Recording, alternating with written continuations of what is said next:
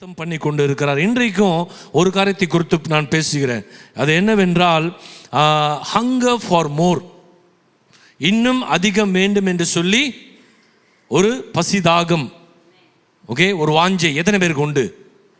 இன்னும் வேணும் வருதா? எத்தனை பேருக்கு அப்படி வரும்? முக்கியமாக பிரியாணி ஒரு வாட்டி வச்சா ரைட், இது போதும் அப்படின்னு சொல்லி நிறுத்துறோமா? வாழ்க்கையில் எந்த பகுதியிலும் மனுஷனுடைய வாழ்க்கையை பார்க்கும் பொழுது மனுஷன் உருவாக்கப்பட்ட நிலை அதுதான். என்னது? அவனுக்குள்ள எப்பொழுதும் என்னது? பரவாயில்ல போதும் என்ற நிலை காணப்படாது. ஒரு வாரத்துக்கு ஒரு நாளில் சாப்பிட்டு உட்கார்ந்துருந்தா நல்லா தான் இருக்கும் இல்லை? ஆனால் என்னது? அடுத்த நாளும் நான் சாப்பிட வேண்டும் என்று சொல்லி ஒரு பசி எனக்குள் உண்டாகிறது, வாஞ்சை எனக்குள் உண்டாகிறது. எத்தனை பேர் உலகத்தில் நடக்கிற காரியங்களை நீங்கள் ஃபாலோ பண்ணுறீங்க? ஸ்போர்ட்ஸ் எத்தனை பேர் ஃபாலோ பண்ணுறீங்க? ஓகே ரைட், கொஞ்சமாக நமக்கு அதுக்கெல்லாம் டைம் இல்லை அப்படின்றோம். ஆனாலும் என்ன பண்ணுவோம்? நம்மளை இழுத்துருவோம். ஐபிஎல் வந்தால் அதுக்கு தானே வச்சுருக்கிறானுங்க அவனுங்க. ஐபிஎல் வந்தால் எந்த நேரம்லாம் நமக்கு இழுத்துரும். வேர்ல்ட் கப் வந்தால் இழுத்துரும். அதாவது இவர்களை உதாரணமாக சொன்னால் நமக்கு நன்றாக விளங்கும். அதுக்கப்புறம் வேதத்தில் நாம் பார்ப்போம். அதாவது இப்போ ஆஸ்திரேலியன் ஓப்பன் நடைபெற்று கொண்டு இருக்கிறது. அது ஒரு டென்னிஸ் டோர்னமெண்ட். ஓகே, அதில் இப்பொழுது நம்பர் 1 சீடடாக இருக்கிறது நோவாக் ஜோக்கோவிச் அப்படின்னு சொல்லி ஒரு பிளேயர். ரைட், அவருக்கு இப்போ இருக்கிற வயசு என்னது 36 வயசு. ஆனால் அவர் 4 வயசுலேருந்து இருக்கும் பொழுதே டென்னிஸ் விளையாட ஆரம்பித்து விட்டார். ஸோ அந்த டைமில் அவருக்கு இருந்த அந்த குழந்தை பருவத்தில் இருந்த ஒரே ஒரு கோல் என்னது? எப்படியாவது நான் விம்பிள்டன் வின் பண்ணணும். விம்பிள்டன்னா அது ஒரு பெரிய ஒரு போட்டி இங்கிலாந்து தேசத்தில் நடைபெறுகிறது. ஓகே, இந்த டென்னிஸ் ஆடுறவங்களுக்கு அது ஒரு கனவு மாதிரி. ஒரு வாட்டி போயிடணும்னு நினைக்கிறவங்களும் இருக்கிறாங்க, ஒரு வாட்டி அட்லீஸ்ட் அந்த மேட்சை பார்க்கணும்னு நினைக்கிறவங்களும் இருக்கிறாங்க, ஒரு வாட்டி அட்லீஸ்ட் ஒரு மேட்ச் வின் பண்ணால், ஒரு டோர்னமெண்ட் ஒரு வாட்டி வின் பண்ணான்னு சொல்லி இருக்கிறவங்க இருக்கிறாங்க. ஸோ அப்படி இருந்த ஒரு ஒரு ஒரு குழந்தை தான் இது. ஆனால் இவர் 20 வயது இருக்கும் பொழுது ஃபஸ்ட்டு கிராண்ட் ஸ்லாம்னா முக்கியமான டோர்னமெண்ட்ஸ், ஒரு சில டோர்னமெண்ட்ஸ் இருக்குது. ஓகே, ஆஸ்திரேலியன் ஓப்பன் அதுவும் ஒன்று தான். அதை வின் பண்ணால், கிராண்ட் ஸ்லாம் வின் பண்ணால் ஒரு பெரிய ஒரு வீரர் அவர். ஸோ 20 வயதிலே அவர் ஃபஸ்ட்டு கிராண்ட் ஸ்லாமை வின் பண்ணிட்டார். இதுவரைக்கும் 24 கிராண்ட் ஸ்லாம் வின் பண்ணியிருக்கிறார். இவர் தான் ரெக்கார்ட். ஓகே, இப்பொழுது இந்த டோர்னமெண்ட் ஆடுறது எதற்காக ஆடுகிறார்? 25வது. ஆரம்பித்தது எப்போ? 4 வயசில். 20 வயசுலேயே அதை அச்சீவ் பண்ணிட்டார். தன்னுடைய கனவு நினைவாகிறதை பார்த்து விட்டார். அதோடு நிறுத்தினாரா? பேசுங்களேன், நிறுத்தினாரா? இல்லை. ஸோ அவர்களுக்குள்ளே இருந்தது என்னது? ஒரு வாஞ்சை. ஓகே, ஒரு பர்பஸ், ஒரு நோக்கம், ஒரு தரிசனம். அது ஃபஸ்ட்டு வின் பண்ணிட்டேன் அதோடு முடிஞ்சிச்சுன்னு உட்காரதுக்கு இல்லை. சரி ஓகே, ஒரு 4 வருஷம், சரி ஓகே ஒரு 5 வருஷம். 20 வயசில் வின் பண்ணியிருந்தார்னா 36 வயசுனா எத்தனை வருஷம்? அதை தொடர்ந்து அது பின்பாக போய்கொண்டே இருக்கிறார். புரியுதா? ஆனால் அதை செய்வது லேசான ஒரு காரியம் கிடையாது. ஃபிசிக்கலி, ஓகே, மென்டலி, இமோஷனலி எல்லா விதத்திலையும் ஆயத்தமாக இருந்தாதான் அங்கே போய் நிற்கவே முடியும். அதற்கு முயற்சிகள், பலன் நிறைய நம்ம கொடுக்கணும், டிசிப்ளின் இருக்கணும். அது இருந்தால் தான் அதை அடைய முடியும். இவர் 20 வயசுலேருந்தே வரும்பொழுது அடுத்து எத்தனை ஜெனரேஷன் வந்திருக்கும் பாருங்க. ஸோ இப்போ அவருக்கு முன்பாக போட்டியிடுகிறவர்கள்லாம் வாலிபர்கள் தான். விட்டு போயிடலாம், சரி வாலிபர்கள் வந்துட்டாங்க, இல்லை. ஸோ அவருக்குள்ளே இருக்கிற ஒரே ஒரு காரியம் என்ன? ஐ வாண்ட் மோர், இன்னும் அதிகம் என்ற ஒரு தாகம். இல்லை இன்னொருத்தர் ஸ்போர்ட்ஸ்மேன் இருக்கிறார், அது அடுத்த எக்ஸ்ட்ரீம். யார்? Football player Ronaldo. 38 வயசு நினைக்கிறேன் இப்போல. அது அடுத்த எக்ஸ்ட்ரீம். இவர்களெல்லாம் ஒவ்வொரு மேட்ச்லும் இறங்கின, நான் சொல்கிறது விளங்கும்னு நினைக்கிறேன் உங்களுக்கு. அதை பார்க்க இறங்கினாலே ஏதோ இன்னைக்கு ஒரு மேட்ச் 45 நிமிஷம் ஆடிட்டு 45 நிமிஷம் ஆடிட்டு இறங்கிடலான்னு கிடையாது. ஆரம்பத்தில் முடிவு வரைக்கும் என்னது, கோல் அடிக்கணும், வெற்றி பெறணும். ஒரு கோல் அடிச்சுட்டா ஒன்று முடிஞ்சிச்சு, சரியா போயிட்டு பிரியாணி சாப்பிட்டு படுத்து தூங்கிட்டு அடுத்த மேட்சை பார்ப்போம். இல்லை, அடுத்த கோல் அடிக்கணும். அவங்களுக்குள்ள இருக்கிறது என்ன தெரியுமா, ஒரு தாகம், ஒரு பசி, இன்னும் அதிகம், இன்னும் அதிகம், இன்னும் அதிகம். இதே காரியத்தை கர்த்தருடைய பிள்ளைகளுக்கு பார்க்கும் பொழுது அதை அதிகமாக பார்க்கக்கூடிய நிலையில் இல்லை. எஸ்பெஷலி இயேசுவை நான் ஏற்றுக்கொண்டு இருக்கிறேன், நான் ஆண்டவருடைய பிள்ளை என்று சொல்கிறவர்கள் உடைய வாழ்க்கையில் இப்படிப்பட்ட பசி எனக்கு இன்னும் அதிகம் வேண்டும் என்று சொல்கிற காரியம் காணப்படுகிறதா என்று சொல்லி அந்த கேள்வி உங்களுக்கு முன்பாக வைத்தா நீங்களே பதிலை சொல்லுங்க.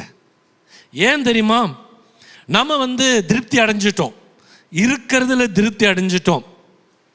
ஒரு நல்ல கிறிஸ்தவனாய், ஓகே, ஒரு உண்மையுள்ள கிறிஸ்தவனாய், ஞாயிற்றுக்கிழமை தோறும் சபைக்கு போகிற ஒரு கிறிஸ்தவனாய், அப்புறம் ஆண்டவருக்காக எதையாவது செய்யணும், அதை மட்டும் செய்துட்டு ஓகே கொடுக்கறதுல உண்மை உள்ளவனாய் இருந்துட்டா போதும் என்ற நிலையில் மாத்திரம் காணப்படுகிறதுனால தான் ஆண்டவர் நம்மிடத்தில் எதிர்பார்க்கிற அந்த வாழ்க்கை எப்படிப்பட்ட ஒரு வாழ்க்கை, ஒரு வல்லமை நிறைந்த ஒரு வாழ்க்கை, ஒரு அதிகாரம் நிறைந்த வாழ்க்கை வாழ்கிறதாக காணப்பட முடியவில்லை. எத்தனை பேர் ஒத்துக்கிறீங்க என்கிட்ட? ஆமென். நம்ம பொதுவாக என்ன பண்ணிடுவோம், நம்ம குற்றத்தை எங்க மேல போட்டு போயிடுவோம், சபையின் மேல போட்டு போயிடுவோம். இல்லாட்டி குற்றத்தை எங்க போட்டு போயிடுவோம், ஊழியக்கார் மேல போட்டு போயிடுவோம். சபையில் வல்லமை இல்லை, ஊழியக்கார்ட்ட வல்லமை இல்லை. இன்னைக்கு ஆண்டவர் கேட்கிறார், உங்களுக்குள்ள அந்த வல்லமை வெளிப்படுகிறதா? உடனே நம்ம சொல்லக்கூடாது, நான் ரட்சிக்கப்பட்ட 2 நாள் கூட போதுங்க கர்த்தருடைய மகிமையை வெளிப்படுத்த. ஹல்லேலூயா. 2 நிமிஷம் போதும். சில பேர் சொல்லலாம், எனக்கு முழுமையாக வேதம் தெரியாது, அதனால தான் பிசாசு நம்ம ஏமாற்றி வைத்திருக்கிறான். தெரியாததுன்னு ஒன்று, தெரியாததுனால நான் செய்யாமல் இருக்கிறது அதுக்கு மேலே இன்னொரு பெரிய தப்பு. அநேக கர்த்தருடைய பிள்ளைகளுடைய வாழ்க்கையில் நம்ம அந்த விஷயத்தில் திருப்தி அடைந்துடும். நான் சொல்லுகிற காரியம், உலகத்தில் இருக்கிறவங்களை பார்க்கும் பொழுது ஓகே இல்லாத நிலையில் இல்லை, அத்தனை சாதனைகள் அவர்கள் படைத்த பிறகும் அவங்களுக்குள்ள காணப்படுகிற ஒரு வெறி என்ன, இன்னும் அதிகம், இன்னும் அதிகம், இன்னும் அதிகன்ற காரியம் தவறு கிடையாது. ஆனால் அது பேராசையாக போயிடக்கூடாது. எப்படி போயிடக்கூடாது, பேராசை போயிடக்கூடாது. நம்ம உடனே இப்போ கதை விடக்கூடாது. அதனால தான் பாஸ்டர் நான் ரொம்ப டீசன்ட் கிறிஸ்டியனாக அமைதியாக வந்துட்டு போகிறேன், அது கதை. ஆமென். கர்த்தருடைய வல்லமை, கர்த்தருடைய மகிமை நம் மூலமாக வெளிப்பட வேண்டும் என்று சொல்லி தேவன் நம்மை அழைத்திருக்கிறார், அபிஷேகித்திருக்கிறார். ஹல்லேலூயா. எப்படிப்பட்ட ஒரு வாழ்க்கை வாழும்படி அழைக்கப்பட்டு இருக்கிறோம், தேவ ஆவியின் மூலமாக கர்த்தருடைய வல்லமை வெளிப்படுத்துகிற வாழ்க்கையை ஒவ்வொரு கிறிஸ்தவனும் வாழ வேண்டும். ஹல்லேலூயா. விசேஷமாக இந்தியா ரட்சிக்கப்படணும்னு சொல்லி நீங்களும் நான் ஒரு யோசனை உள்ளவர்களாக இருப்போம் என்றால் ஜெபிப்போனா நிச்சயமாக இது இருந்தாதான் இந்திய தேசம் சந்திக்கப்படும். ஆமென். இல்லாட்டி நம்மளே திருப்திப்படுத்தி நம்ம உட்காந்துருவோம். நான் ஊழியத்திற்கு வந்தேன், கர்த்தர் இவ்வளோ ஆத்மாக்களை கொடுத்திருக்கிறார், ஒரு நல்ல ஒரு பில்டிங் கொடுத்திருக்காரு, இது போதும். ஆமென். இல்லாட்டி இந்த வருஷத்தில் இந்த காரியங்களை பிளான் பண்ணி இது எது சரியாக நடக்கா, மெயின்டெனன்ஸ் சொல்லுங்க. என்னது அது? மெயின்டெனன்ஸ்க்காக கர்த்தர் நம்மை அழைக்கவில்லை. ஹல்லேலூயா. மேற்கொள்ளும்படி அழைத்திருக்கிறார். ஆமென். நமக்குன்னு வைத்திருக்கிற காரியங்கள் சகலவற்றையும் நாம் மேற்கொள்ள வேண்டும் என்று கர்த்தர் நம்மை அழைத்திருக்கிறார். இது யாருடைய வாழ்க்கையில் நாம் அதிகம் பார்ப்போம் என்றால் பிலிப்பியர் 3ஆம் அதிகாரம், பிலிப்பியர் 3ஆம் அதிகாரம்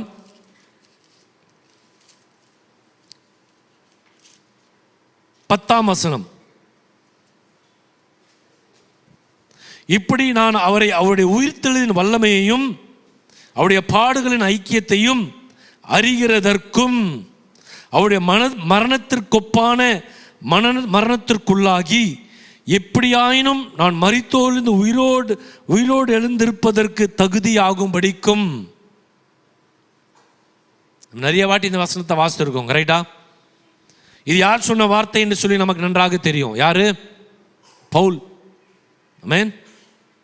பவுல் சபைக்கு எழுதுகிற வார்த்தை.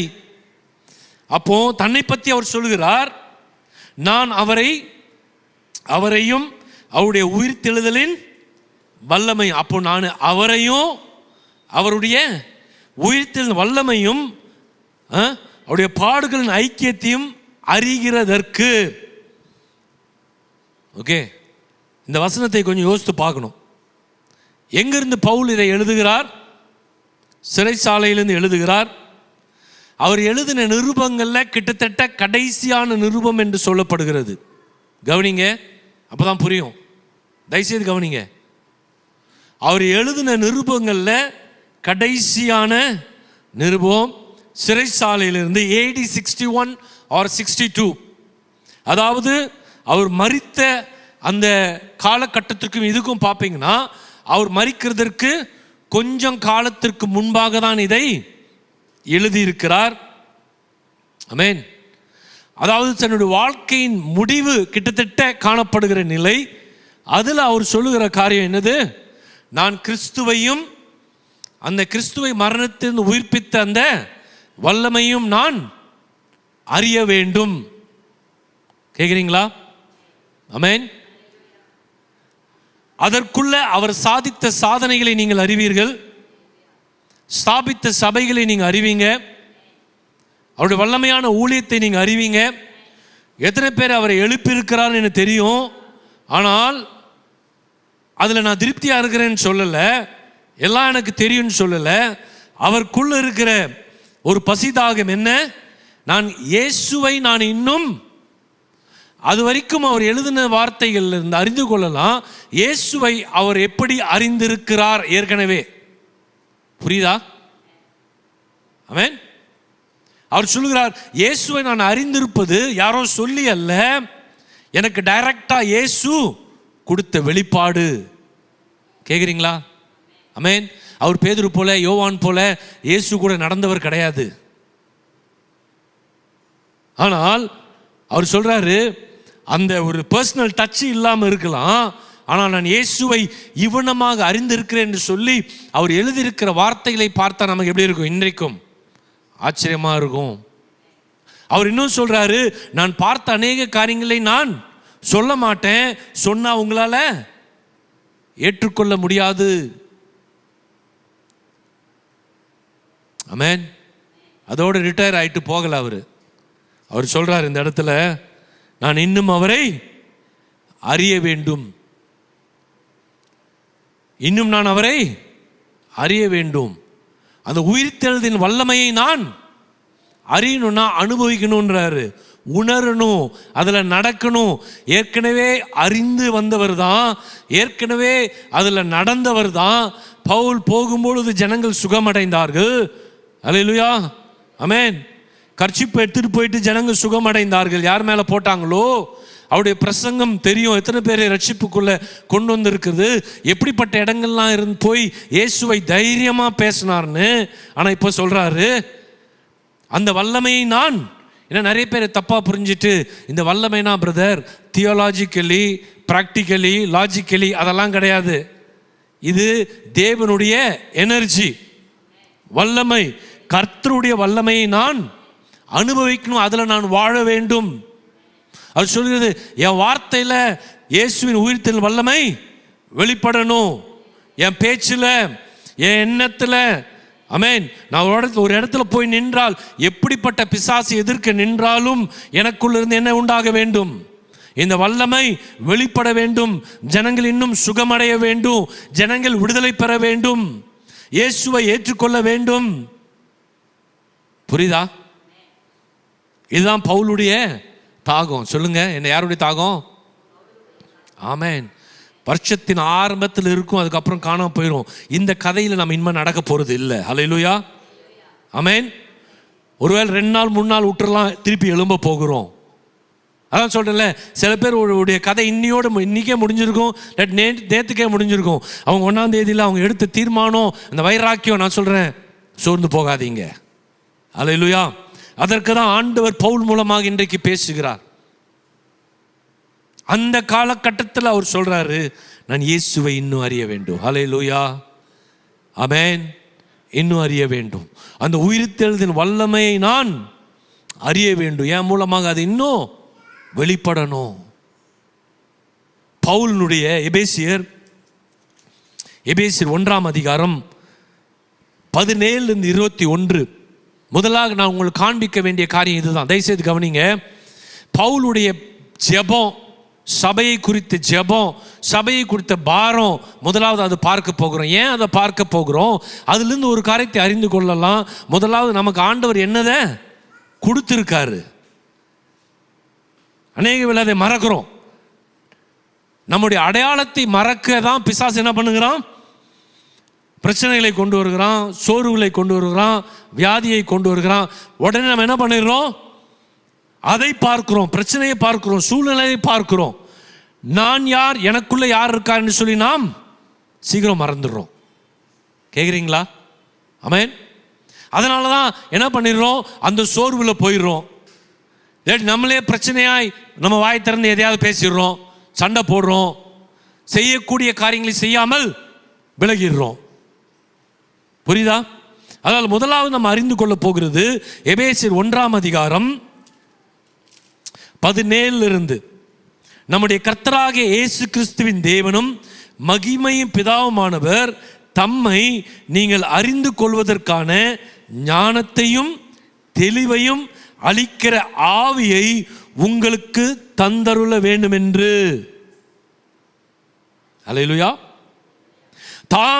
தம்மை அழைத்ததினாலே நமக்கு உண்டாயிருக்கிற நம்பிக்கை இன்னதென்று பரிசுத்தவான்களிடத்தில் தமக்கு உண்டாயிருக்கிற சுதந்திரத்தினுடைய மகிமையின் ஐஸ்வர்யம் இன்னதென்றும் தாம் கிறிஸ்துவை மரித்தோரிலிருந்து எழுப்பி அவரிடத்தில் நடப்பித்த தமது பலத்த சத்துவத்தின் வல்லமைப்படியே விசுவாசிக்கிறவர்களாகிய நம்மிடத்திலே காண்பிக்கும் தம்முடைய வல்லமையின் மகா மேன்மையான மகத்துவம் இன்னதென்று நீங்கள் அறியும்படிக்கு அவர் உங்களுக்கு பிரகாசமுள்ள மனக்கண்களை கொடுக்க வேண்டும் என்று வேண்டிக் கொள்கிறேன்.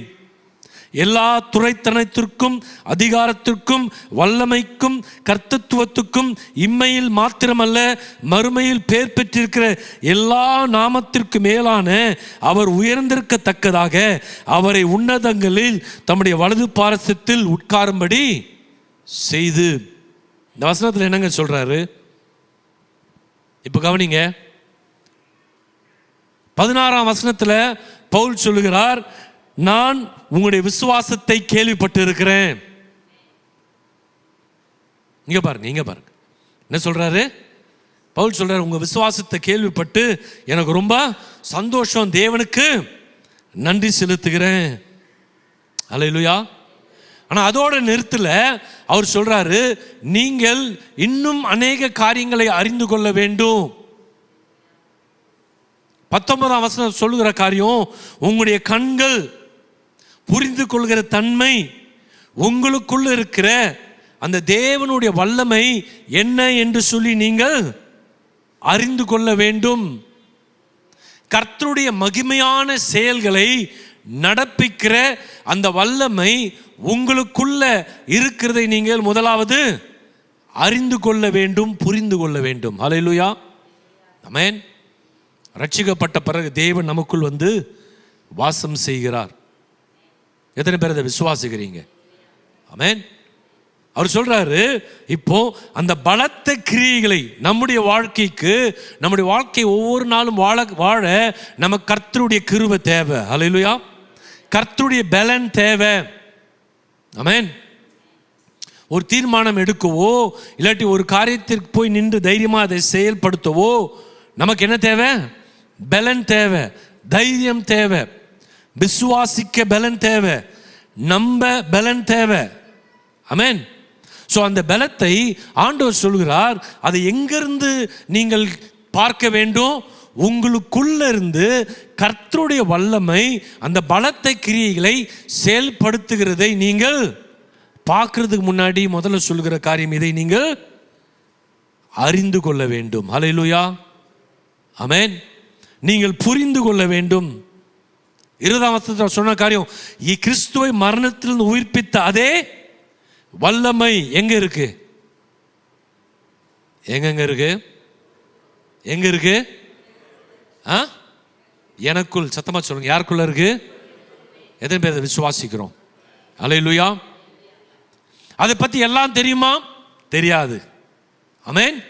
ஸோ அதை அறிந்து கொள்ள, புரிந்து கொள்ள ஒவ்வொரு நாள் ஆண்டவர் நமக்கு பலனை கொடுக்கிறார், நமக்கு அழைக்கிறார். வா, என் கூட உட்காரு, நான் உனக்கு சொல்லி தரேன், நான் பேசுறேன்.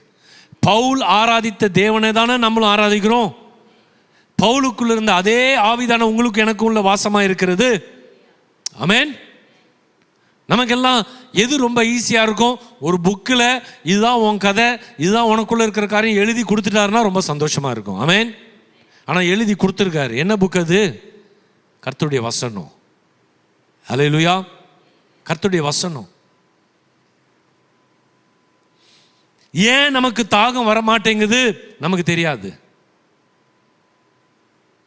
என்ன வச்சிருக்காரு நமக்கு தெரியல. அதே எபேசியர் 3ஆம் அதிகாரம் 16ஆம் வசனம் 3, நீங்கள் அவருடைய ஆவினாலே உள்ளான மனுஷனில் வல்லமையாய் பலப்படவும். எத்தனை பேருக்கு நீங்க உள்ள ரொம்ப வீக்கா இருக்கிறீங்கன்னு உணர்றீங்க? அப்போ உள்ள நீங்க பலப்பட ஆண்டவர் என்னதை கொடுத்திருக்காரு? பரிசுத்த. ஹல்லேலூயா, கேக்குறீங்களா? ஆமென். அதான் அங்க சொல்றார், நீங்கள் அவருடைய ஆவினாலே. ஸோ உள்ளான மனுஷங்களை நான் எப்படி பலப்படுகிறேன்? எனக்குள்ள ஆண்டவர் கொடுத்திருக்கிற பரிசுத்த ஆவினாலே. ஹல்லேலூயா. ஏன்னா அந்த பலத்தோடு தான் ஆண்டவர் தம்முடைய பலத்த கிரியைகளை வெளியே கொண்டு வருகிறார். புரியுதா? 3ஆம் அதிகாரம் 30ஆம் வசனம் பாரு, 20ஆம் வசனம். நாம் வேண்டிக் கொள்கிறதற்கும் நினைக்கிறதற்கும் மிகவும் அதிகமாய் நமக்குள்ளே, யாருக்குள்ள? கிரியை செய்கிற வல்லமையின்படியே நமக்கு செய்ய. அப்போ நம் மூலமாக பலத்த கிரியை நடப்பிக்கப்படணும்னா ஆண்டவர் எங்கிருந்து அதை செய்கிறார்? நமக்குள்ள இருந்து. ஹல்லேலூயா. நமக்குள்ள ஆண்டவர் ஸ்டோர் பண்ணி வைத்திருக்கிறார். நம்ம அதை டேப் பண்ணாம இருந்தோம்னா பலத்த கிரியை நாம் பார்க்க முடியாது. நான் அப்போ ஒரு காரியத்தை அறிந்து கொள்கிறேன், எனக்கு வேண்டிய பலன், என் வாழ்க்கை மூலமாக வெளிப்பட வேண்டிய பலன், கர்த்தருடைய வல்லமை, கர்த்தருடைய சத்துவம் இங்க இல்லை, அங்க இல்லை, எங்க இல்லை, அது எங்க இருக்கு?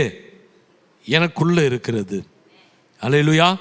இதான் பவுல் சொல்லி கொடுத்தார், ஜெபம் பண்ணாரு சபைக்கு. ஆண்டவரே, சபையில் இருக்கிற விசுவாசி ஒவ்வொருத்தருடைய மனக்கண்களை திறந்து இதை பார்க்கட்டும், முதல்ல இதை பார்க்கட்டும். அப்போ அவர்கள் முதலாவது தங்களை மதிப்பார்கள். ஹல்லேலூயா. தாங்க விசுவாசிக்கிற காரியங்களை மதிப்பார்கள். ஹல்லேலூயா. நிறைய வேளை நம்மளே நம்ம மதிக்கிறது இல்லைங்க, அப்படிதானே? ஆமென். சும்மா ஒரு இதுக்கு சொல்லிப்போம், நான் ஒன்றுமே இல்லை அப்படின்னு சொல்லிட்டு, இல்லையா? நான் ரொம்ப தாழ்மை அப்படின்னு சொல்லிட்டு. ஆனால் அந்த தாழ்மை நிலையில் இருக்கிறது வேற. அதே வேளை பயத்தில் என்னால் முடியாது, எனக்கு ஒன்றும் இல்லை. பிசாசுக்கு இது லட்டு மாதிரி. எப்படிங்க? ஆமாம், நம்மளே கூப்பிட்டு அவனை நீ என் தலைமையில் ஏறிக்கோன்ற மாதிரி. அவனுக்கு உங்களை கண்டா பயம். ஆமேன்னு சொல்லியிருக்கணும், ஒரு ஆள் சொல்லியிருக்கு. அவனுக்கு உங்களை கண்டா பயம். ஏன்னா அவர் உங்களை பார்க்கும்போது யாரை பார்ப்பான்? உங்களுக்குள்ள இருக்கிற கிறிஸ்துவை, உங்களுக்குள்ள இருக்கிற தேவனுடைய ஆவி. புரியுதா? அதான் பவுல் சொல்றார், முதல்ல இதை அறிந்து கொள்ளுங்கள். இரண்டாவது பவுல் இந்த இடத்துல சொல்கிறார், இதை நம்ம என்ன பண்ணணும்? வாஞ்சி இருக்கு. என் வாழ்க்கை பலத்தை, என்னுடைய ஜெபம் பலவீனமா இருக்கு, பலப்படணும்னா அதை எங்க பார்க்கணும்? நான் உள்ள என்ன பார்க்கணும்? ஹல்லேலூயா. ஆமென். என்னுடைய பேச்சு இல்லாட்டி தைரியமா இல்லைன்னா எங்க பார்க்கணும்? உள்ள பார்க்கணும். பரிசுத்தமா இல்லைன்னா எங்க பார்க்கணும்? உள்ள பார்க்கணும். ஞானம் இல்லாமல் சில காரியங்களை செய்ய முற்படுகிறேன், இல்லாட்டி பேசுறேன், இல்லாட்டி அதில் விழுந்துடுறேன்னா அப்போ ஃபோக்கஸ் எங்க பண்ணணும்? உள்ள பார்க்க வேண்டும். அல்லேலூயா. கர்த்தர் நமக்கு வல்லமையை கொடுத்திருக்காரு. எத்தனை பேர் விசுவாசிக்கிறீங்க? அல்லேலூயா. கர்த்தர் எனக்கு வல்லமையை கொடுத்து எத்தனை பேர் விசுவாசிக்கிறீங்க? ஆமென். இல்லைங்க, நான் ஒரு வல்லமை முகாமில் போய் அட்டன் பண்ணாதான் கிடைக்கும்னு யாராவது இருக்கீங்களா? போகிறது தப்பு இல்லை. சில வேளை போய் கொஞ்சம் பற்ற வச்சுட்டு வரணும். ஆமென். எனக்கு அங்கே போனாதான் பற்ற வைக்கப்படும் அப்படின்னா எப்படி இருக்கு? யோசிச்சு பாருங்க. புரியுதா? நம்ம வீணாக்குறோம், நம்ம வேஸ்ட் பண்ணுறோம், நமக்குள்ள இருக்கிற கர்த்தர் கொடுத்த கிருபைகளை வேஸ்ட் பண்ணுறோம், வல்லமையை வேஸ்ட் பண்ணுறோம். அதனால தாங்க பவுல் தைரியமாக சொன்னார், உலகத்தில் இருப்பவனை காட்டிலும் ஆமென் என்னை பலப்படுத்துகிற கிறிஸ்துவினாலே. இதை அறிந்தவர் அவர் சொல்லிக் கொடுக்கிறார் உங்களுக்கு எனக்கும். அல்லேலூயா. ஆமென். இந்த வல்லமை எதற்காக கொடுக்கப்பட்டிருக்கிறது? வேதத்தை வாசிப்போம் என்றால் அறிந்து கொள்வோம். நம்முடைய ஆசீர்வாதத்திற்கும் நம் மூலமாக சபை ஆசீர்வதிக்கப்படணும். ஆமென். வருகிற நாட்களிலே ஆவின் வரங்களை குறித்து நாம் பார்க்க போகிறோம். நீங்கள் 1 கொரிந்தியர் 12ஆம் அதிகாரத்தை இப்போ எடுக்காதீங்க, நீங்கள் வாசித்தீங்கன்னா அது சொல்லப்பட்டிருக்கிற காரியம் எதற்காக கொடுக்கப்பட்டிருக்கிறது? சபையின் பக்தி விருத்திக்காக. அல்லேலூயா. ஏன் மூலமாக இன்னொரு ஆள் ஆசீர்வதிக்கப்படணும் தேவன் விரும்புகிறார். அதற்கு எனக்கு என்ன தேவை? கர்த்தருடைய வல்லமை தேவை, கர்த்தருடைய அதிகாரம் தேவை. இந்த வல்லமை அதிகாரம் எதன் மூலமாக வெளிப்படுகிறது? ஆவியின் வரங்கள், கிருபையின் வரங்கள் இது மூலமாக வெளிப்படுகிறது. அல்லேலூயா. ஆமென். பின்பாக பவுல் சொல்லிக் கொடுக்கும்போது பவுல் சொல்லிக் கொடுக்கிறார், ஜெபத்தை குறித்து சொல்லிக் கொடுக்கிறார். அல்லேலூயா.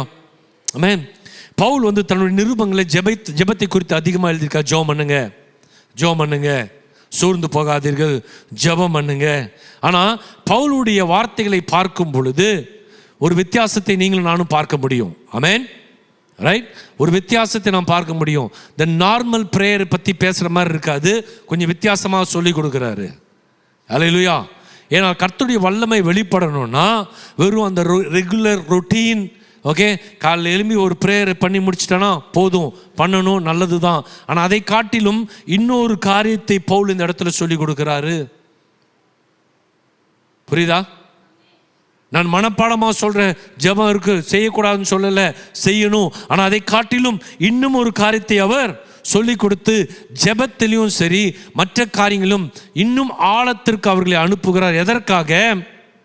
உள்ளிருந்து வல்லமை வெளிப்பட. 1 தெசலோனிக்கேயர் 5ஆம் அதிகாரம்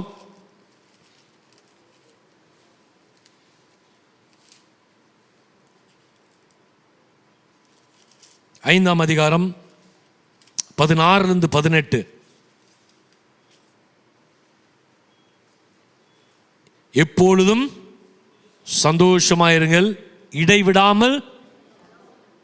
ஆமாங்க. ஏன்னா இவர்கள் காலகாலமாக பார்த்தது எப்படி என்றால், இவர்களுக்கு வழக்கப்பட்டது ஜெப நேரம் என்று உண்டு. ஆலயத்திற்கு போவார்கள் ஜெப நேரத்திற்கு. பேதுரு யோவானு குறித்து சொல்லும்போது சொல்லப்பட்டிருக்கு இல்லையா? ஜெப வேளையிலே, அந்த ஜெப நேரத்திலே அவர்கள் ஆலயத்திற்கு சென்றார்கள். நமக்கு ஞாயிற்றுக்கிழமை காலையில் ஜெப நேரம்னு ஒன்று இருக்கு, கரெக்டா? ஆமென். 8 மணிக்கு தமிழ் ஆராதனை, அப்புறம் 10 மணிக்கு ஆங்கில ஆராதனை, செவ்வாய்க்கிழமை ஜெப நேரம். அதை தவிர வேற எதுவும் கிடையாது. அவர்களுக்கு அப்படிதான் இருந்தது. ஸோ அதை போய் அவர்கள் செய்து கொண்டு வந்தார்கள். உண்மையாக உள்ளத்திலிருந்து வந்த காரியம் அதுக்கப்புறம் என்னமா மாறிவிட்டது? சடங்காச்சாரமாக மாறிவிட்டது. அதனால தான் இப்போ மறுபடியும் மீட்கப்பட்ட ஜனங்கள் நம்முடைய கலாச்சாரம், சடங்காச்சாரம், இல்லாட்டி மத ரீதியில் இருக்கிற காரியங்கள்லாம் விட்டுட்டு நம்ம எதுக்குள்ள நம்ம கடந்து வந்திருக்கிறோம்? உறவின் ரீதியில் தேவனை தேட கடந்து வந்திருக்கிறோம். ஆமென். உறவின் ரீதியில் தேவனை தேட கடந்து வரும் பொழுது அதுதான் பவுல் சொல்லி கொடுக்கிறாரு.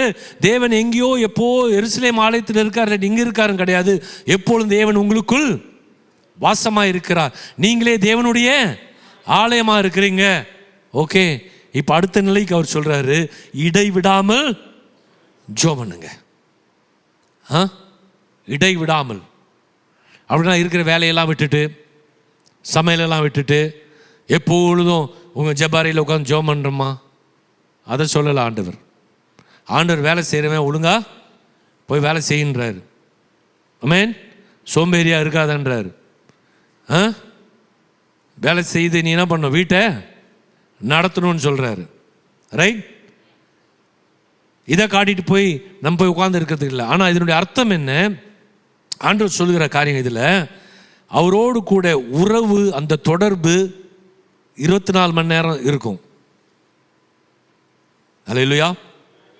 24 மணி நேரமும்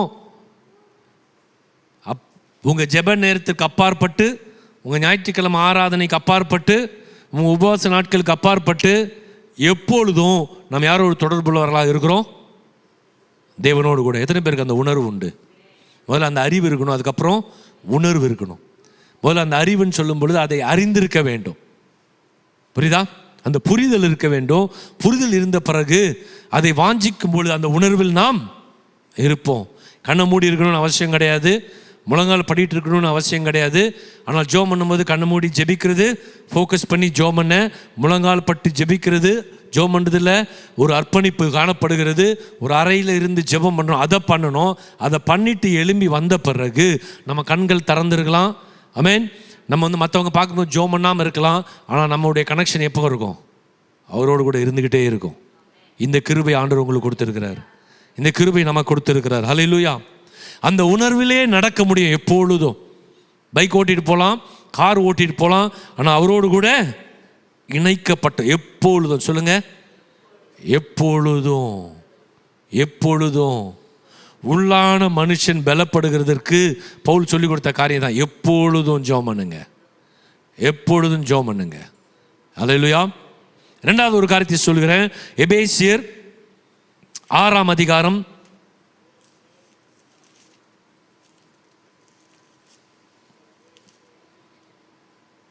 6ஆம் அதிகாரம் 18ஆம் வசனம். எழுதுறீங்களா? எந்த சமயத்திலும் சகலவிதமான வேண்டுதலோடும் விண்ணப்பத்தோடும் ஆவினாலே ஜெபம் பண்ணி அதன் பொருட்டு மிகுந்த மன உறுதியோடும் சகல பரிசுத்தவான்களுக்காகவும் பண்ணும் வேண்டுதலோடு விழித்து கொண்டிருங்கள். விழித்து கொண்டு அர்த்தம் எப்போதும் ஜெபம் பண்ணுறது. அந்த எப்போதும் பண்ணுற ஜெபத்தை எப்படி பண்ணணும்னு சொல்லி கொடுக்குறாரு. எந்த சமயத்திலும் சகல விதமான வேண்டுதலோடும். ஜெபத்தில் அநேக விதங்கள் உண்டு. ஓகே, இந்த சகல விதமான, அப்போ அந்த நிலையில் அந்த நேரத்தில் ஆவியானவர், யார் வழி நடத்தும்படி? ஆவியானவர் உங்களை எந்த ஜெபம் செய்ய சொல்றாரோ, அதான் எந்த சமயத்திலும் சகல விதமான வேண்டுதலோடும் விண்ணப்பத்தோடும் ஆவியினாலே ஜெபம் பண்ணி. இப்போ இந்த ஜெபம் எப்படினால? ஆவியினால. இது முதல்ல சொல்லப்படவில்லை, ஏன்னா ரட்சிக்கப்படலை. ரட்சிக்கப்பட்ட பிறகு தேவன் உள்ள இருக்கிறார், தேவ ஆவியானவர் உள்ள இருக்கிறார். இப்போ உங்க ஜெபமே எதனால் வழி நடத்தப்பட வேண்டும்? ஆவியினால. ஆவியினால. அல்லேலூயா. ஆமென். ரோமர் 8ஆம் அதிகாரம் 26ஆம் வசனத்தில் அதான் சொல்றார். நீங்கள் வேண்டிக் கொள்கிறது என்ன என்று சொல்லி தெரியாமல் இருக்கும். அதனால் அந்த நேரத்தில் உங்களை ஜெபத்தில் நடத்த யார் இருக்கிறா உங்களுக்குள்ள? பரிசுத்த ஆவியானவர். ஸோ பரிசுத்த ஆவியானவர் உங்கள் மூலமாக வேண்டுதலை செய்வார். இப்போ நம்ம கேட்கலாம், ஆவினால் ஜெபம் பண்ணுறதுனா என்ன பாஸ்டர்? கரெக்டா? இது சுலபமாக உங்களுக்கு சொல்லி கொடுக்குறேன், கவனிங்க. ஆவினால் ஜெபம் பண்ணுறதுனா முதல்ல அறிந்து கொள்ள வேண்டும், இது எக்ஸாக்ட்லி ஆப்போசிட் டு மாம்சத்தினால் ஜெபம் பண்ணுவது. மாம்சத்தினால் ஜெபிக்கிறதற்கு எதிர்மாறான ஒரு காரியம் என்னது? ஆவினால் ஜெபிப்பது. ஸோ மாம்சத்தினால் ஜெபிப்பது எதை சார்ந்திருக்கிறது? மாம்சத்தை சார்ந்திருக்கிறது. புரியுதா? நமக்கு எல்லாருக்கும் இருக்குதுங்க, அது இருந்திருக்கும், இப்போவும் இருக்கும். டக்குன்னு ஒரு இடத்துல ஜோம் பண்ண சொல்லிட்டாங்கன்னா மண்டை ஓடும். என்ன வார்த்தையை போட, எப்படி ஜோம் பண்ண, எப்படி ஆரம்பிக்க, கரெக்டாக இல்லையா? யாரும் அப்படி இல்லையா? எத்தனை பேர் அப்படி கை ஊற்றி காட்டுங்க உண்மையா? ஆமாம். ஓகே, ரொம்ப யோசிக்க போய் ஜோம் பண்ணும்போது ரொம்ப சொதப்பியிருப்போம். பார்த்துருக்கீங்களா? உடனே மாம்சத்தில் சார்ந்துரும் நம்ம ஜபம். கரெக்டா? ஐயோ என்ன பார்த்து, எப்படி பேச, என்ன காரியங்களை சொல்ல. இன்னொரு சென்ஸில் சொல்லணும்னா நம்முடைய ஜபம் தேவனை காட்டிலும் யாருக்காக பண்ணுறோம்? அவங்க முடிச்சுட்டு போன உடனே சொன்னால் ரொம்ப சந்தோஷமாக இருக்கும். பிரதர் சூப்பராக ஜோம் பண்ணீங்க பிரதர், உங்கள் ஜபம் அருமையாக இருந்தது. நம்ம அதை தான் ரொம்ப எதிர்பார்க்குறோம். சொன்னால் தப்பு இல்லை, சில பேருக்கு அது ஆசீர்வாதமாக இருந்திருக்கும் இல்லை, வல்லமையாக இருந்தது, மகிமையாக இருந்தது, தப்பு கிடையாது. ஆனால் நமக்குள்ளே இருக்கிற எண்ணம் எப்படி? அதுதான். வார்த்தைக்காக தேடும் பொழுது என்ன பண்ணுவோம்? நம்ம எக்ஸ்ட்ரா இன்னும் வார்த்தையை போட நம்ம ஜபத்தில். எத்தனை பேர் அப்படி கை தூக்க வேணாம், நம்ம எல்லாம் ஓகே நிறைய இருக்கும், இல்லாட்டி இருந்திருக்கும், அந்த அனுபவங்கள் உண்டு நமக்கு. ஸோ வார்த்தை, அதனால தான் ஆண்டவர் இயேசு சீஷர்கள்கிட்ட ஜெபம் பண்ணும்போது சொல்லி கொடுத்தது அதுதான். சும்மா வீண் வார்த்தையை போட்டு அலப்பாதீங்க. நிறைய வார்த்தைகளை போட்டுட்டா ரைட். ஆண்டவர் சொல்றாரு சில வேளை சிம்பிளாக ஒரு வார்த்தை சொன்னா போதும் நீ. ஆனால் எங்கேருந்து வரணும்? உள்ள இருந்து வரணும். ஓகே, ஸோ வார்த்தை நமக்கு குறைஞ்சிச்சுன்னா உடனே நம்மளே தேடுறது மண்டையில். டிக்ஷனரி அப்போ தான் ஒர்க் ஆகும் மண்டையில், டக்கு டக்கு டக்கு டக்கு டக்குன்னு. சில வேளை ஜெபம் அப்படி ரொம்ப ட்ரையாக இருக்குன்னு வச்சுக்கோங்களேன், ஜெபமே ஓடாத மாதிரி. அப்போ என்ன பண்ணுவோம்? குரல் மாறிடும், அப்படியே இலக்கியம் வந்துடும். சாதாரண தமிழ், அப்பா இதை நான் கேட்குறேன்னு விட்டுட்டு தகப்பனே நான் உங்களை வேண்டிக் கொள்ளுகிறேன். இந்த பழைய தமிழ் படம் பார்த்த மாதிரி இருக்கும், எப்படி அப்படியே இழுத்து இழுத்து போகிற மாதிரி இருக்கும். ரைட், இதெல்லாம் நம்ம ட்ரை பண்ணுறது. சத்தம் ஜாஸ்தி. ஓகே, சில பேர் ஜெபத்தில் ஆண்டவருக்கு பிரசங்கம் பண்ணுவானுங்க, பார்த்துருக்கீங்களா? டாக்டரின் உபதேசங்களை அவருக்கு சொல்லி கொடுக்கிறது. தேவன் நீர் சர்வர் மேல் உமக்கு தெரியாத ஆண்டவரே, எனக்கு தெரியும் நீ என்ன சொல்றேன்னு வேற ஆண்டவர். மாம்சத்தில் ஆண்டவர் இப்ப தேவன் நமக்குள்ள வாசமா இருக்கிறார். அப்போ நம்ம அதை குறித்தெல்லாம் கவலைப்பட அவசியமே இல்லை. ஹல்லேலூயா. முழுமையாய் அவரை சார்ந்திருக்க வேண்டும். அப்போ முழுமையாய் நான் உள்ள ஃபோக்கஸ் பண்ணி, ஆண்டவரே நான் ஜெபம் பண்ண, ஆண்டவரே என்னால் முடியல, நீங்கள் எனக்கு உதவி செய்யுங்கன்னா, நமக்குள்ள இருக்கிற ஆவியானவர் நம்முடைய சிந்தனைகளை ஆளுகை செய்வார், நம்முடைய இருதயத்தை ஆளுகை செய்வார், நம்முடைய நாவை ஆளுகை செய்வார். அவர் நம் மூலமாக ஜெபிக்க ஆரம்பிப்பார். ஹல்லேலூயா. இதுதான் பவுல் சொல்கிறார், எப்போதும் ஜெபம் பண்ணுங்க, ஆவியில் ஜெபம் பண்ணுங்க, ஆவியில் ஜெபம் பண்ணுங்க. ஹல்லேலூயா. நமக்குள்ள ஆவியானவர் இருக்கார். நம்ம இன்னொருத்தரை தேடி போய் நீங்கள் ஆவியில் நல்லா ஜெபம் பண்ணுங்க பிரதர்ன்னு சொன்னால் முட்டாள். நான் தான் முட்டாள். நான் எனக்குள்ள என்னை தாழ்த்தி என்னை ஒப்பு கொடுத்து ஜெபிக்கும். இதெல்லாம் நமக்கு நிறைய பேருக்கு பிரச்சனை. இப்போ இன்னைக்கு நான் ஜெபம் பண்ண சொல்லியிருப்பார், என் மூலமாக ஆவியானவர் ஜெபம் பண்ணியிருப்பார். ஒருவேளை சத்தம் ஜாஸ்தி எனக்கு வல்லமையாக, அடுத்த வாட்டி நான் ஜெபம் பண்ணும் போதும் என் மண்டை என்ன வேலை செய்யும்? அதே மாதிரி இருக்கணும் ஜெபம். எப்பொழுதும் ஜெபத்தில் சத்தம் இருக்கணும்னு அவசியம் இல்லை, எப்பொழுதும் எழுப்புதல் இருக்கணும்னு அவசியம் இல்லை, எப்பொழுதும் ஏதோ ஒரு அசைவு உண்டாகணும்னு அவசியம் இல்லை. இங்க ரோமர் 8ஆம் அதிகாரத்தில் சொல்லும்போது சொல்றார், சில வேளை வார்த்தை இருக்காது, என்ன வரும்? குரோனிங். அப்படின்னா என்ன சொல்ற தமிழ்ல? முறுமுறுக்கிறது இல்லை, அப்படியே அந்த அந்த சத்தம் தான் வெளியே வரும். அதுவே ஜெபம். பாரங்கள் சத்தமா வெளியே வரும். ஆமென். வேதனை சத்தமா வெளியே வரும். பவுல் சொல்கிறார், இதற்கு தான் ஆவியானவர் உங்களுக்குள்ள இருக்கிறார். இப்படி பண்ணுகிற ஜெபம் தேவனோடு ஆழமாய் தொடர்பு கொள்ளுகிற ஒரு காரியம். கேட்குறீங்களா? ஆமென். Deeper communication with God. இதுதான் தேவனோடு ஆழமாய் தொடர்பு கொள்ள. இந்த ஜெபத்தில் வளர வளர வளர சில வேளைகளில் இல்லையா, நம் மூலமாக ஆண்டவர் வல்லமையான வார்த்தைகளை பேசுவார். அதாவது நடக்கிற சூழ்நிலை ஒரு விதமாக இருக்கும், நம் மூலமாக ஆண்டவர் பேசுவார், வாக்குத்தத்தத்தை பேசுவார், உள்ள இருந்தது ஆவியானவர். அப்போ எல்லாருக்கும் ஆச்சரியமாக, என்ன இப்படி இருக்கு, இவங்க என்ன இப்படி வாக்குத்தத்தத்தை சொல்றாங்க? அதான் ஆவியானவர் சொல்லுகிற காரியம். ஹல்லேலூயா. இருந்த சூழ்நிலை இது நடக்கவே நடக்காது. ஆனால் நம்ம இப்படி ஜெபிக்கும் பொழுது கர்த்தர் பகிரங்கமாக நம் மூலமாக என்ன பண்ணுவார்? வாக்குத்தத்தத்தை சொல்வார். இதுதான் ஆவியில ஜெபம் பண்றது. அல்லேலூயா. கேட்குறீங்களா? ஆமென். பவுல் சொல்றார், எப்போதும் ஜெபம் பண்ணுங்க, ஆவியிலே ஜெபம் பண்ணுங்க, எல்லா விதமான ஜெபம். ஓகே. சில பேருக்கு அநேகருக்கு நம்முடைய வாழ்க்கையில் இந்த அனுபவம் இருந்திருக்கலாம். நீங்கள் அந்நிய பாஷைகளில் ஜெபிக்க அப்போ தான் ஆரம்பித்திருப்பீங்க. கர்த்தர் அந்த கிருபை வரத்தை கொடுத்துருப்பாரு. நீங்கள் ஜெபிக்க ஆரம்பிக்கும் பொழுது, இல்லை என்னுடைய வாழ்க்கையில் நடந்த அனுபவம். அதுக்கப்புறம் எப்போ தான் போய் ஜோம் பண்ண உட்காந்தா இவ்வளோ தேவை இருக்குது, இது இருக்குது, அது இருக்குது, அதெல்லாம் நடக்கணும், ஸோ இதுக்காக தான் நான் ஜோம் பண்ண போகிறேன். ஆனால் ஜோம் பண்ண உட்காந்து போனால் வாயிலேருந்து என்ன வரும்? வெறும் அந்நிய பாஷை தான் வரும். அப்போ நமக்கே உள்ளுக்குள்ளே வேலை செய்யும், தப்பாக ஜோம் பண்ணுறோமோ? ஏன்னா ஏன் ஜோம் பண்ணுற பேட்டர்ன் இப்படி தான். முதலாவது தேங்க்ஸ் கிவிங், அதுக்கப்புறம் அர்ப்பணிப்பு, அதுக்கப்புறம் என்னது? என்னுடைய தேவைகளுக்காக, இல்லையா, ஆத்மா பாரத்திற்காக. ஸோ இப்படி நம்ம ஒரு பேட்டர்ன் வச்சுருப்போம்ல.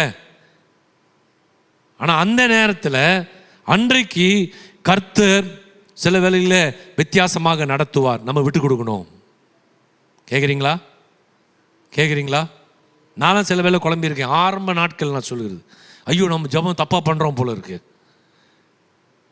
இன்றைக்கு வெறும் அந்நிய பாஷையில் ஆண்டவர் ஜெபிக்க சொல்லியிருப்பார், நடத்துவார். தப்பாக பண்ணுறோம் போல, இதெல்லாம் பண்ணாமல் போயிட்டா நடக்காது போல. கர்த்தர் பார்த்து கொள்வார். அல்லேலூயா. சகல விதமான ஜெபம் என்றால் நமக்கு எல்லாருக்கும் தெரியும், அது ஒரு கிளாஸ் எடுக்கணும்னு அவசியம் கிடையாது. ஜெபத்திற்குள்ளே வருகிறது முதல்ல என்னது? ஸ்தோத்திர பலி, ஆராதனை, நம்முடைய தேவைகளை சொல்கிறது, சுத்திகரிப்பு ஜெபம், பரிந்து பேசி ஜெபிக்கிற ஜெபம், விசுவாச ஜெபம், இன்னும் அநேக ஜெபங்களோட நான் ஜஸ்ட் சுருக்கமாக சொல்லிட்டேன். ஆமென். இத்தனை ஜெபம் இருக்குங்க. அப்போ என்னைக்கு என்ன ஜெபத்தை பண்ணும்? ஆவியானவரை சார்ந்திருந்தால் அவர் நடத்துவார் உங்களை ஜெபத்தில். கேட்குறீங்களா? ஹல்லேலூயா. ஆமென். இதில் நாம் செயல்பட செயல்பட செயல்பட கர்த்தரோட இப்படி தொடர்புகள்ல ஜெபிக்க, நடக்க நடக்க நம்முடைய உள்ளான மனுஷன் பலப்படுவான். ஹல்லேலூயா. அப்போ நம்ம மூலமாக வெளிப்படுகிற காரியம் எப்படி தெரியுமா இருக்கும்? பலத்த கிரியைகளாக இருக்கும். ஆமென். பலத்த கிரியைகளாக இருக்கும். அதான் பவுல் சொல்லுகிறார், நான் இன்னும் அவரை அப்போ இதெல்லாம் நம்முடைய வாழ்க்கையில் ஆண்டவர் என் வாழ்க்கையில் வைத்திருக்கிறார். இப்படி ஆண்டவர் செயல்பட விரும்புகிறார்னா எனக்குள்ள என்ன காணப்பட வேண்டும்? தாகம். சொல்லுங்க, என்னங்க? ஒரு பசி தாகம் இருக்கணும். ஆண்டவரே, அப்போ நான் இன்னும் உண்மை அறிய வேண்டும். என் பைபிளை திறந்து பைபிள் ஸ்டடி பண்ணுறதுக்கு எனக்கு இன்னும் நிறையா தெரிஞ்சிச்சு. போன வருஷத்தோடு இன்னைக்கு நிறையா தெரிஞ்சிச்சுன்னு இல்லை. புரியுதா? ஆமென். ஏதோ இந்த வருஷம் எக்ஸ்ட்ரா நாலேஜ் வந்துருச்சு, அது பைபிள் ஸ்டடி கிடையாது, அது இன்ஃபர்மேஷனை வாங்கிக்கிறோம், அவ்வளோதான். அதில் திருப்தி ஆகிட்டு நம்ம போயிடக்கூடாது. பைபிள் ஸ்டடி எப்படின்னா, ஆண்டவரே இன்னும் நான் உண்மை அறியணும், இது மூலமாக எனக்கு இன்னைக்கு என்னத்தை சொல்றீர். ஆண்டவர் ஒருவேளை ஒரு காரியத்தை பேசுவார், சொல்லும் பொழுது அதை நான் எடுத்துக்கொண்டு அதை தியானித்து அதை என் வாழ்க்கையில் ஜெபம் பண்ணணும். ஆமென். நமக்கெல்லாம் தெரியாதுன்னு சொல்லக்கூடாது. சொல்லுங்க, நமக்கு எல்லாமே தெரியும். சொல்லுங்க. ஆனால் அது ஒரு ஜெபம் பண்ணுவோம், பார்த்துருக்கீங்களா? ஆண்டவரே நான் தெரிந்தோ, அப்புறம் என்ன ஒரு கதை விடுவோம். என்ன கதை அது? தெரியாமல் செய்த பாவம். அதே கோபத்தை தான் பட்டு இருக்கிறோம், அதே மூஞ்சி தூக்குறோம், அதே சோறு வருது, அதே பயத்திற்கு இடம் கொடுக்குறோம். அப்புறம் என்ன தெரிந்தோ தெரியாமலோ செய்கிற? முதல்ல அதை மாறணும் நம்ம, இல்லை? ஆண்டவர் எனக்கு தெரியும் ஏன் பிரச்சனை என்னது? கோபம். அதை குறித்து வேதம் என்ன சொல்லுகிறது? அதுதாங்க உண்மையான ஸ்டடி. வேதம் என்ன சொல்லுகிறது? ஆண்டவரே வசனத்தில் இப்படி சொல்லியிருக்கிறீர், எனக்கு கிருபை தாங்க, நான் அதை மேற்கொள்ளணும், இதை மேற்கொள்ளணும். அப்படி நம்ம செய்ய செய்ய செய்ய உள்ளான மனுஷன் என்ன பண்ணுவான்? பலப்படுவான். ஹல்லேலூயா. கேட்குறீங்களா? கேட்குறீங்களா? ஆமென். நமக்குள்ளிருந்து தேவ வல்லமை வெளிப்படும். இது மேஜிக் கிடையாதுங்க. இதில் நடக்க நடக்க நடக்க நடக்க நமக்கே தெரியாது. நம்ம சொல்கிற வார்த்தை தீர்க்க தரிசனமாக இருக்கும். ஹல்லேலூயா. நம்ம பேசுகிற வார்த்தை ஞானத்தின் வார்த்தையாக இருக்கும். ஹல்லேலூயா. வேர்ட் ஆஃப் நாலேஜாக இருக்கும், வேர்ட் ஆஃப் விஸ்டமாக இருக்கும். நம்ம இதை சொல்ல போகிறேன்னு கண்ணு மூடிலாம் தேவையில்லை. இயேசு அப்படி பண்ணவே இல்லை. அவர் வாட் போய்கிட்டு பேசிக்கிட்டு போயிட்டே இருந்தார். ஹல்லேலூயா. ஆமென். கேட்குறீங்களா? ஆமென். யாராவது ஒருத்தர் வந்து எங்கேயோ தெரு ஓரத்தில் சொல்லியிருப்பாங்க, எனக்காக ஜோம் பண்ணுறீங்களான்னு. நீங்கள் அந்த நேரத்தில் கையை வைத்து ஜோம் பண்ணிட்டு போயிருப்பீங்க. கர்த்தர் சுகத்தை கொடுப்பார். அதற்கு நம்ம செலுத்த வேண்டிய விலைக்கிரயம் இதுதான். எனக்கு ஆண்டவர் இதை கொடுத்துருக்காரு, எனக்குள்ள இந்த காரியம் இருக்குது, நான் அதை வாஞ்சிக்கணும். யார் வாஞ்சிக்கிறாவோ, யார் அந்த தாகத்தோடு இருக்கிறாங்களோ அவர்கள் இதில் நடக்க ஆண்டவர் உதவி செய்வார். தாகம் உள்ளவன் தான் மேல் தான் ஆண்டவர் ஆவியை ஊற்றுவாருங்க. கேட்டாதான் கொடுப்பார். கண்ணில் மூடி ஜெபம் பண்ணலாமா? கேட்காம கிடையாது. ஆமென். ஒரு வல்லமையுள்ள கர்த்தர் விரும்புகிறபடி ஒரு வல்லமையுள்ள ஒரு கிறிஸ்தவனாய் நான் இருக்கணும், ஒரு கிறிஸ்தவனாய் நான் இருக்கணும், என் வாழ்க்கை அதை வெளிப்படணும். எத்தனை பேருக்கு வாஞ்சை இருக்கு அப்படின்றவங்க எலும்பி நில்லுங்க. நம்ம ஜெபிக்க போகிறோம். அந்த வாஞ்சை இருக்கிறவர்கள் துரிதமாக எலும்பி நிற்போம். நம்ம ஜெபம் பண்ண போகிறோம். ஆண்டவரே, பவுலுக்கு ஆல்மோஸ்ட் தன் வாழ்க்கையின் முடிவிலையும் அவருடைய ஆசை, அவருடைய தாகம், இயேசுவை நான் இன்னும் அறிய வேண்டும், அந்த உயிர்த்தெழுதின் வல்லமை நான் அறிய வேண்டும். ஹல்லேலூயா. எழும்பி நிற்கிறவங்க அத்தனை பேருக்கு அந்த வாஞ்சை இருக்கா? கையை வைத்து ஆண்டு கேளுங்க. ஆண்டவரே, அப்பா, என்னுடைய மனக்கண்களை திறந்தரலும், எனக்குள்ள இருக்கிற வல்லமை இன்னதென்று அறிந்து கொள்ள என்னுடைய மனக்கண்களை திறந்தரலும். என் வாழ்க்கையில அவர் என் வாழ்க்கை மூலமாக நீர் வல்லமையாய் கிரியை செய்ய விரும்புகிறீர். அதை செய்யத்தக்கதாக ஆவியானவரை ஏற்கனவே எனக்கு கொடுத்திருக்கிறீர். ஹல்லேலூயா. அந்த பரிசுத்த ஆவி எனக்குள்ள இருந்த வல்லமையோடு வெளிப்பட நான் வாஞ்சிக்கிறேன்.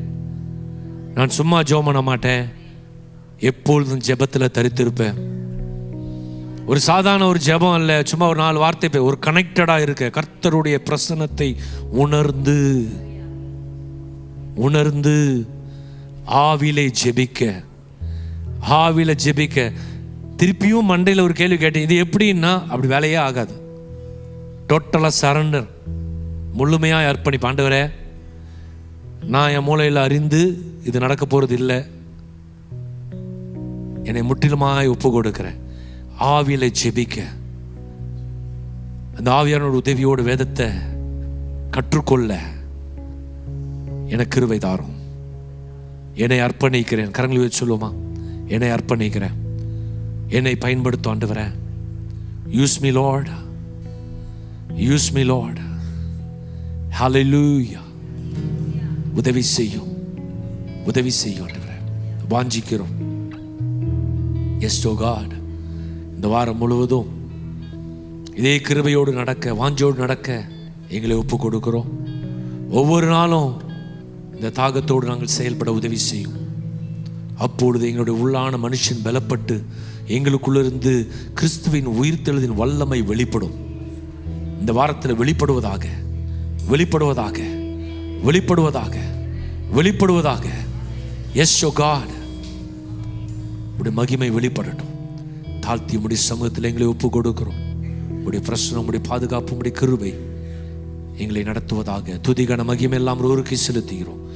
இயேசு மூலம் கேட்கிறோம் பிதாவே, ஆமென். சேர்ந்து சொல்லுவோமா? என் ஆத்துமாவே, என் ஆத்துமாவே கர்த்தரை ஸ்தோத்திரி. ஆமென். கர்த்தராகிய இயேசு கிறிஸ்துவின் கிருபையும் பிதாவாகிய தேவனுடைய அன்பும் பரிசுத்த ஆவியின் அந்யோன்ய ஐக்கியம், காவல், சமாதானம் நம் அனைவரோடும் இந்த வாரம் முழுவதும் இருப்பதாக. ஆமென். ஹல்லேலூயா. கர்த்தர் ஒவ்வொருவரையும் ஆசீர்வதிப்பாராக.